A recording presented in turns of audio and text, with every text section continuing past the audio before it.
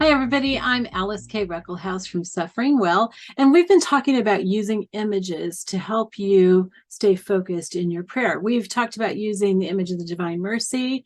We've talked about using the image, the picture painting of Jesus' agony in the garden. Today, we're going to talk about using a picture of Jesus scourging. And this is particularly helpful. It's helpful for like when you're having problems with temptation with any sin, but as Catholics, we generally connect it to purity. That's the fruit of meditating on this particular event in Jesus' life. Another thing that to me is such a symbol of Jesus' suffering is the scourging at the pillar.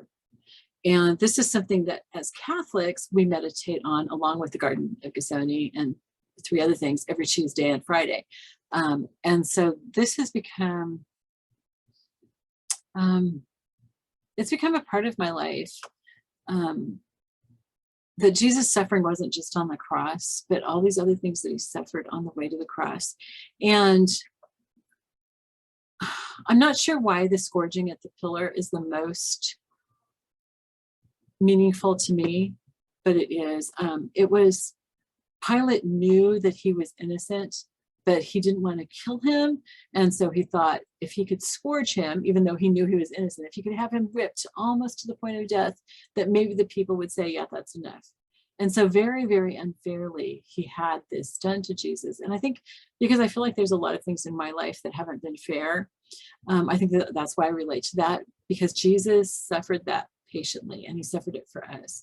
And it teaches me to use my suffering, ask God to take those graces and give them to somebody else to help them.